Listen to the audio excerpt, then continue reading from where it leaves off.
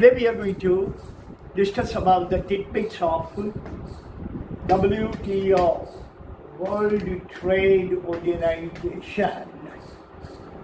By far the biggest trade organization is WTO with 164 member nations.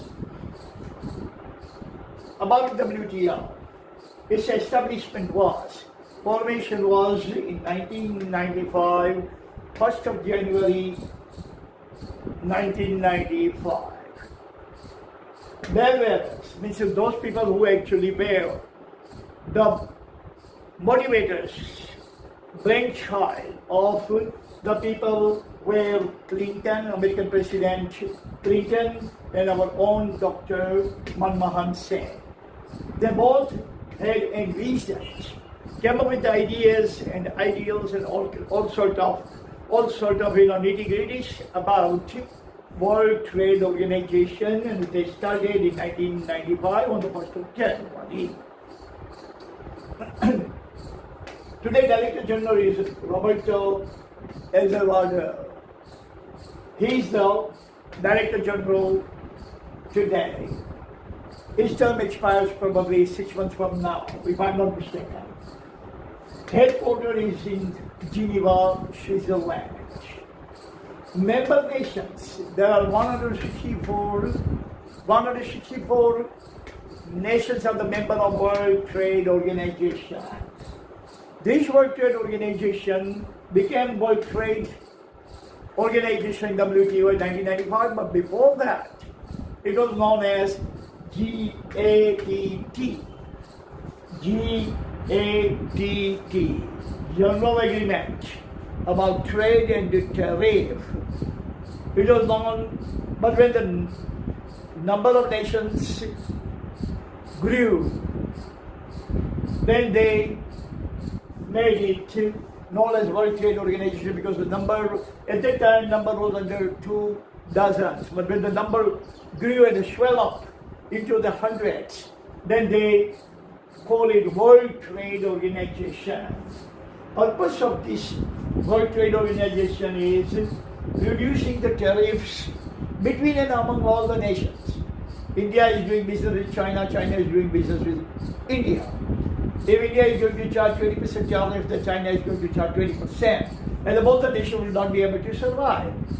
So they decided to reduce the tariffs to the level that whatever China needs from India, China would not find it unaffordable to buy, and whatever India wants from China, India can also buy it from China at a very reduced or mitigated rate of tariff. Then there were so many obstacles before the WTO, so many obstacles were there. One nation was doing business this way, other nation was doing that way. Protectionism was there. Some nations used to believe that buying from other nation is detrimental for their own economy, whereas other nations believe in the classical economy of Adam Smith and Keynes, and they believed that open your border, open your market to the world companies, and the world companies are going to open their markets for our company. This way, all 195 nations of the world will do the business with each other, and all the obstacles, all the radical type of mentality will be all wiped out. So today, 195 nations are not the member yet. Number has reached to 164 because 30-some nations are still thinking. 30-some nations are still thinking and dwelling upon what we call it protectionism. Protectionism means don't buy anything from other nations and just use whatever our nation creates, whatever nation produces and manufactures. There is nothing wrong with that. It is also a noble thinking. But only the thing is, if you are not going to buy, if India is not going to buy from China, then definitely China is not going to buy from us. So we have only our own market. local market and local market. Local and global market. We are not going to have global market. India will be doing business with India, one nation. With this World Trade Organization, India can do the business with 164 nations. When India was a member of World Trade Organization, when it was not the member, India had $1 billion in forex. India was considered to be very impoverished nation, very poor nation.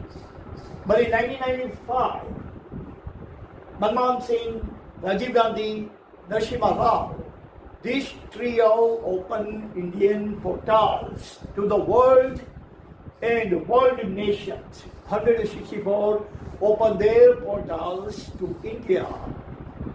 What is the result? The result is in front of us. Then India had only $1 billion. Today India has nearly $600 billion. India is a rich country. India is the 6th economy in the world. Even we are ahead of England. Let me surprise you. It was the Akbar's time. Akbar's time, Indian economy was bigger than British economy. Our economy, Indian economy, bigger than British economy. And for last 300 years, we were lagging behind England. Today again today, our economy is a couple of notches ahead of England. So, thanks to World Trade Organization, in which one for all and all for one. Next is objectives. So what are the objectives? We are going to discuss within a couple of minutes. Now we are going to go into 5 objectives. But there are not only 5 objectives. There are dozens of objectives, but time permits us only to encompass only 5 objectives. So we are going to encompass only 5 objectives. So first objective is all the member nations, all 164, must comply with the global rules of trade and commerce. All 164 nations are going to do their business, not haphazardly, not violating any kind of mercantile international law. But they are all going to follow, all going to obey very tenaciously each and every nitty-gritty rule and regulation of the global mercantile law. Whatever the global rules of trade and commerce are there, each and every rule will be implemented, will be enforced with tooth and nail, not violating any kind of rule. That is the first and foremost condition of WTO for every member under this umbrella. And every member must comply tenaciously without any kind of excuse. Number 2 is to ensure that trade flows as smoothly as possible. That this World Trade Organization, is going to ensure that the trade and the commerce activities in all 164 nations must flow very smoothly without having any kind of bickering or argument or obstacle or any kind of hamperings. It should flow very smoothly, and whatever the purpose or objectives of WTO are there, they must be achieved under the legal framework without any kind of hanky-panky, without any kind of shibboleth or shenanigans. No corruption, no kleptocracy, no any kind of cheating, any kind of swindling, nothing.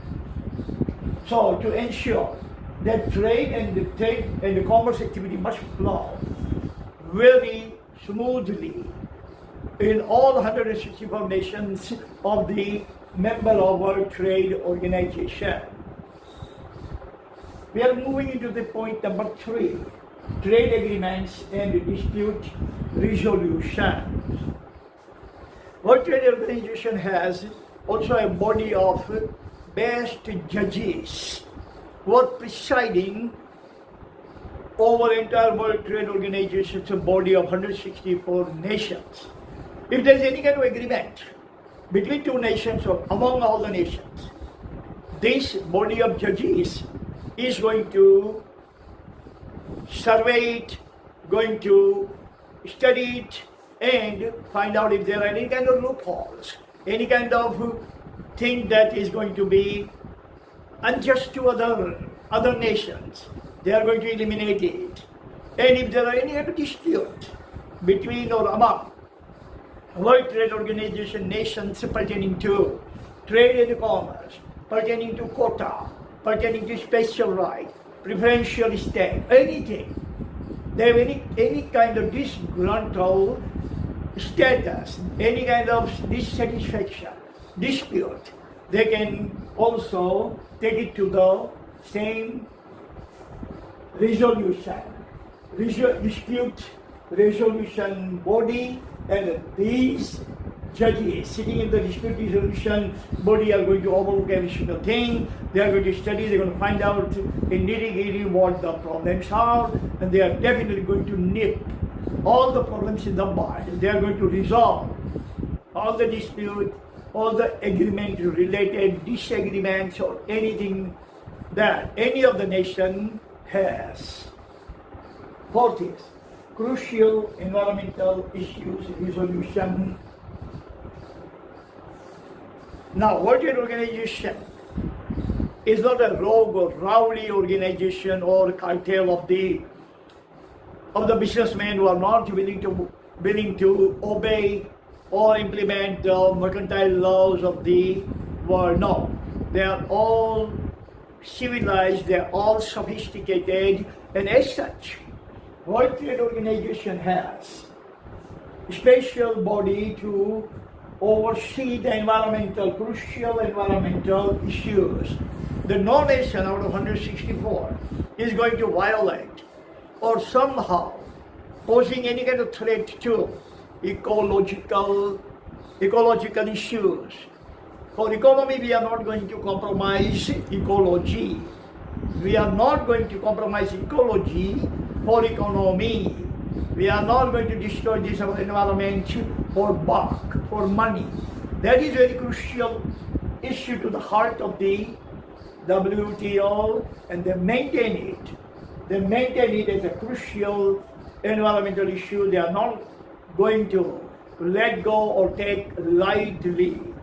But any nation is in violation of any kind of crucial environmental issue, this nation will be punished severely. Fifth is TRIPS. Full form is Trade-Related Intellectual Property Rights. Whatever the property rights nation or individual has, World Trade Organization is going to safeguard it very tenaciously, very closely. That is a part of the World Trade Organization also. They have made it their responsibility to see that TRIPS are not violated. Any kind of trade-related intelligent properties. So if any nation is plagiarizing other nations' property right, or any individual living anywhere in the world plagiarizing the property right of other individuals, the World Trade Organization is going to take very stern action against that nation or against that person or individual, and do the right thing. It has also second part, PTA. PTA means a Preferential Trade Agreement. Now, this is something that everybody should understand. If you are targeting MBA, and if you are targeting elevated places, and if you are targeting crescendo of your career, then remember every single thing. This is PTA, Preferential Trade Agreement. Now, World Trade Organization has given these preferential rights to some developing or underdeveloped nations, that they can have more quota, they can have more leverage, they can have more latitude, they can do something that other nations are not permitted to do. If the other nations are going to do that, then those nations will be punished, penalized.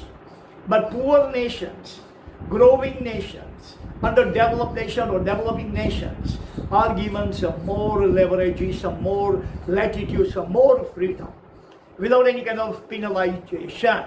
For example, India and China, they are exempt from environmental protection laws, meaning if America or Europe is going to do anything in the form of CFC up to a certain level, then they will be penalized.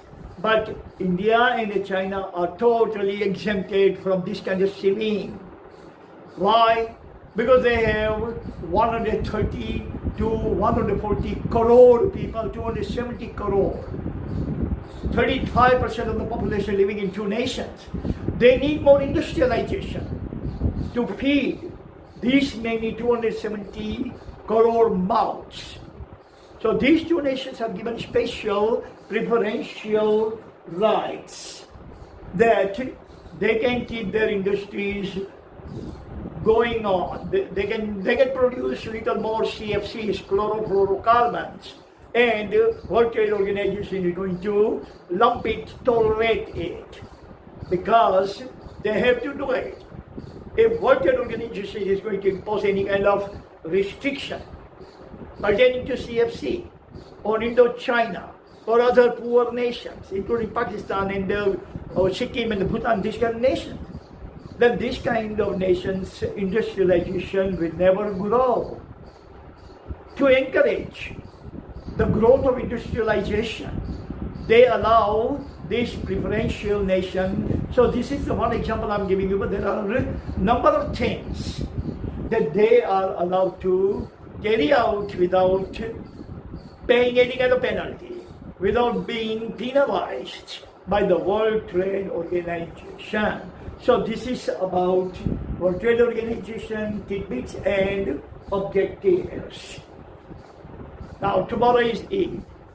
I would like to extend Eid greetings to all of my viewers. Tomorrow we are going to have a day off. We are going to resume our activity day after tomorrow. So Eid's greeting, heartily greetings to every viewer. Goodbye, God bless you.